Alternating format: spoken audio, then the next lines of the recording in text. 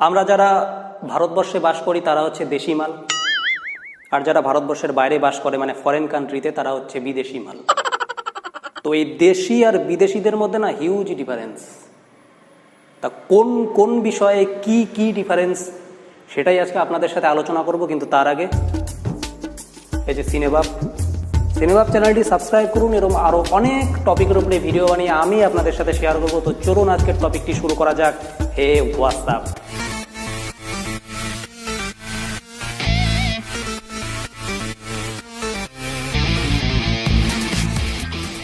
তো প্রথমেই আসছি দেশি বয়ফ্রেন্ড আর বিদেশি বয়ফ্রেন্ড। মানে ধরুন আমাদের দেশে একটি ছেলে একটি মেয়েকে প্রপোজ করল, আমি তোমায় খুব ভালোবাসি, আমি তোমায় ছাড়া বাঁচবো না, I love you so much. But মেয়েটি রিপ্লাই দিল, আমার অলরেডি একটি বয়ফ্রেন্ড আছে। এই শুনে ছেলেটি পুরো ফার্স্ট্রেটেড হয়ে গেল, মন খারাপ করে দারু গাঁজা খেয়ে চান্না মেরিয়া গান ফান করে একাকার কাণ্ড।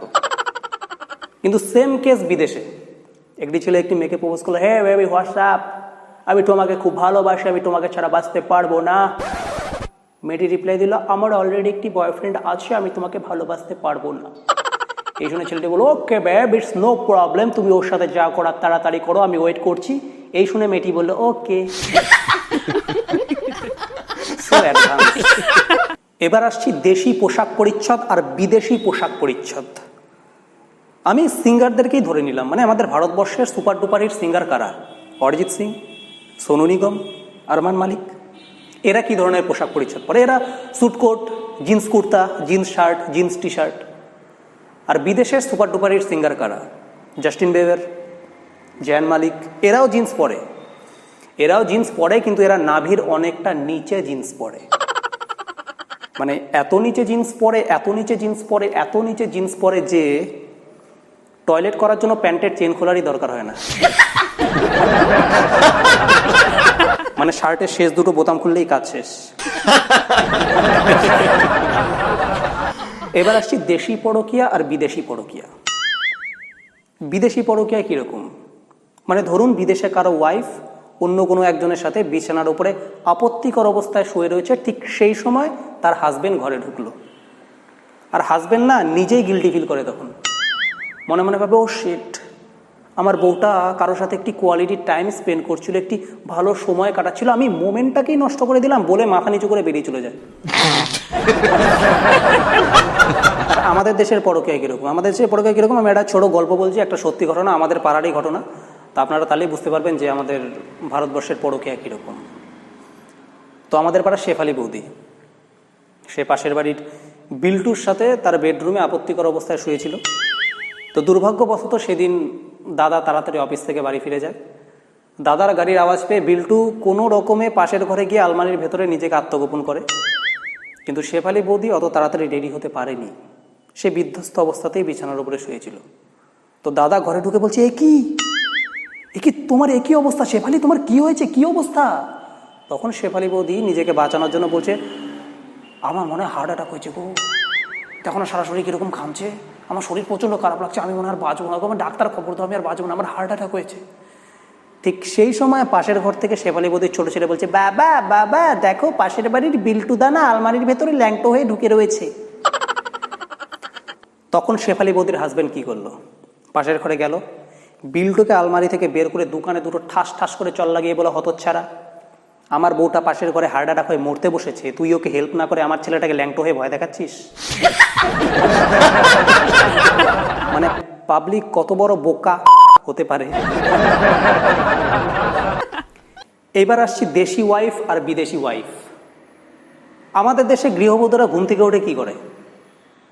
ঘুম থেকে উঠে প্রথমে স্বামীর জন্য বেডটি নিয়ে আসে, স্নান করে, ঠাকুর পুজো করে, ঘরের কাজ করে, রান্নাঘরের কাজ করে। কিন্তু বিদেশে একজন ওয়াইফ ঘুম থেকে উঠে প্রথম কি করে? নিজের বাড়িতে ফিরে আসে। তো আমাদের দেশে এই ব্যবস্থাটা এখন চালু হয়ে গেছে, কারণ পরকীয়া এখন আইনসম্মত। তো বৌদিরা এখন প্রায় গ্যাস সিলিন্ডারের মতো, আজকে এর বাড়ি তো কালকে ওর বাড়ি, পরশু ওর বাড়ি।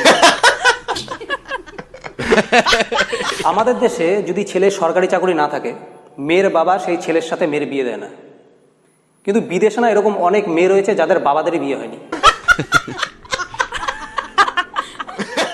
বিদেশে যারা ছোট ছোট বাচ্চা কাচ্চা মানে একদম কচি কচি ছেলেমেয়েরা, তারা কথায় কথায় বলে হোয়াট দ্য ফাক, কি সুন্দর স্মার্টলি ফ্লুয়েন্টলি এরা এসব বলে বেড়ায়। কিন্তু আমরা তো দেশি মাল, আমরা যখন ছোট ছিলাম তখন ফাক বলতে একটাই বুঝতাম, চিচিং খান, খুলজা সিমসিম।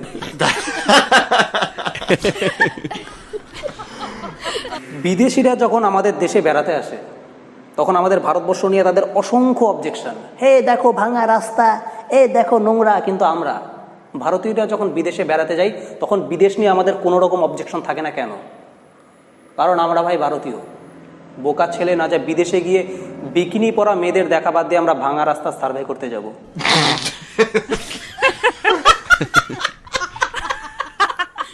আমাদের দেশের ছেলেমেয়েদের মতো বিদেশি ছেলেমেয়েরা পার্কের ঝোপঝাড়ে লুকিয়ে প্রেম করে না। তারা পুরো একদম রাস্তাঘাটে ওপেন খুল্লাম খুল্লা কিস করছে, প্রেম করছে, পুলিশ দেখলেও কিছু বলে না, পুরো ওপেন মাইন্ডেড। কিন্তু আমাদের দেশে একটি ছেলে একটি মেয়ের কোমরে হাত ধরে হাঁটুক, পুলিশ দেখার আগে তাদের বাবা মার কানে খবর চলে যাবে। পাড়ার কোনো কাকিমা বা কাকু দূর থেকে দেখে, আরে এটা বদনের বেটা না, এটা কোন মেয়ের সাথে ঘুরে, আরো বেশি ঘনিষ্ঠ হলে প্রায় তো ধরে বিয়ে দিয়ে দেয়। এবার আসছি দেশি দারু আর বিদেশি দারু। দেশি দারু বিদেশি দারুর মধ্যে ডিফারেন্স সিম্পল দুটো। নাম্বার 1 হচ্ছে দাম, আর নাম্বার 2 হচ্ছে গন্ধ। দেশি দারুর দাম খুব কম, মোটামুটি 60-70 টাকা আপনি বড় বড় বোতল পেয়ে যাবেন। বিদেশি দারুর দাম একটু বেশি।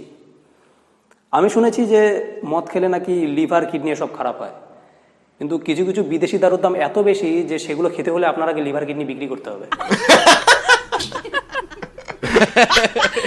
এবার লাস্ট এবং ইম্পর্টেন্ট যে ডিফারেন্সটা বলবো সেটা হচ্ছে ল্যাট্রিন সিস্টেম, মানে পায়খানা ব্যবস্থা। আমাদের দেশি যেটা পায়খানা ব্যবস্থা সেটাকে পাতি বাংলায় বলা হয় থেবড়ে বসে হাগা।